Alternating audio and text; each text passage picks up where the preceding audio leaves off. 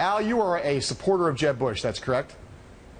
Yeah, I was party chairman and helped him 3 times to run for governor. So we've known each other pretty well for a long time. So what can you tell us today about the process by which he came to this decision?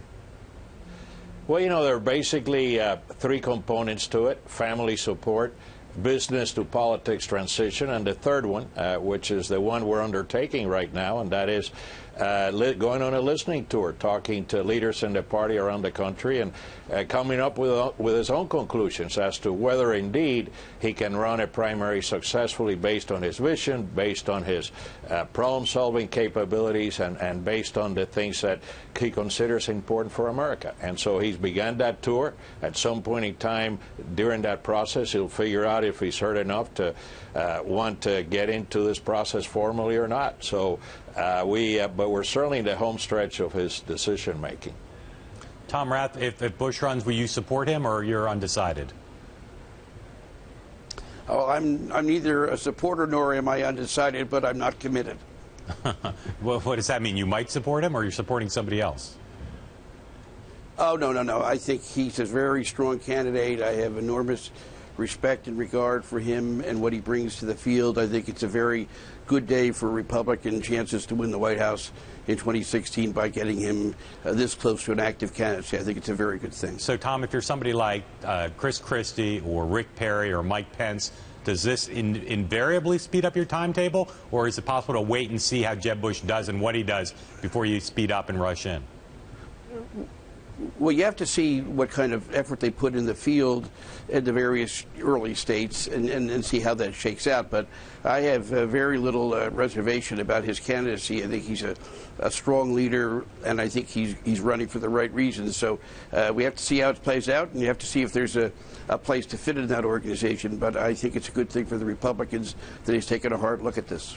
Al, you know conservative thought really well. There have been some on the right who have reacted not with open arms today to Jeb Bush's announcement that he's going to explore this. What do you expect to see over the course of the next few months from the conservative quarters of the party as he goes out and begins actively exploring this candidacy? Well, if he runs, it'll be a transition. Look, there's some who've been fed some Kool-Aid about where he stands politically and where his bandwidth is. But those of us who witnessed his performance as governor, I remember Grover Norquist in 2006, for example, saying he was the most conservative governor in America. You know, he dealt with tax reductions, he dealt with increasing their reserves, he dealt with education reform, both on the choice and accountability ends.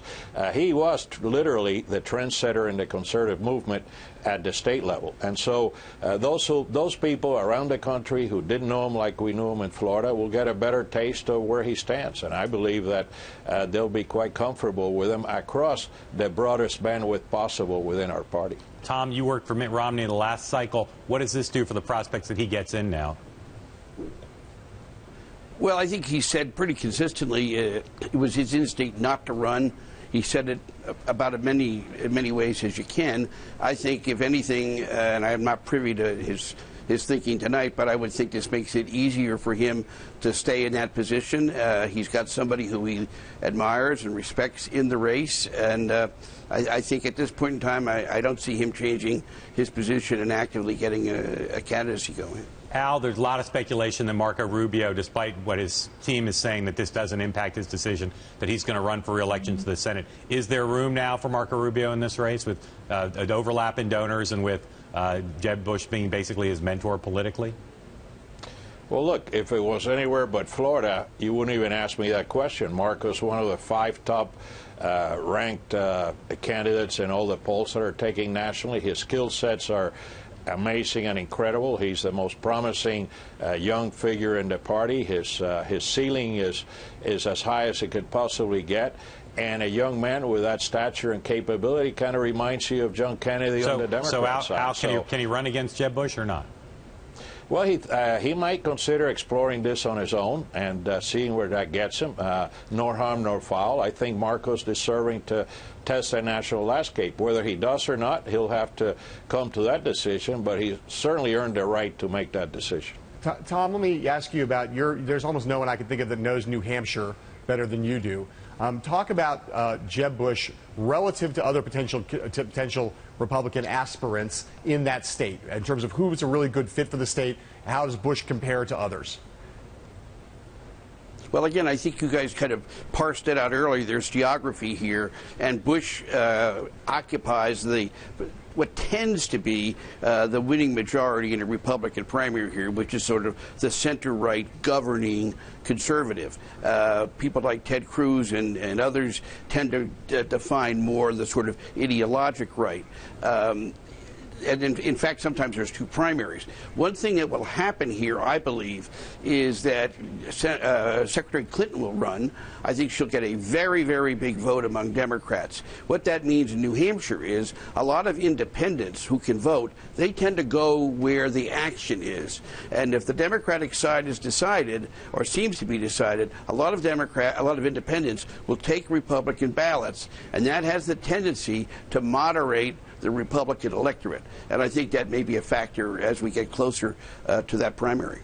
Al, are you or other Bush supporters, as far as you know, going to be asked to start lining up bundlers now, or is that still on hold? Well, he's, as you know, forming a PAC for the purposes of having the resources to travel around the country, meet with people, and also to help support and fund his ideas and his thoughts on and vision on our country. So I presume they'll start knocking on doors sooner rather than later to provide the resources to allow him to go into the next stage. How much could you raise for him?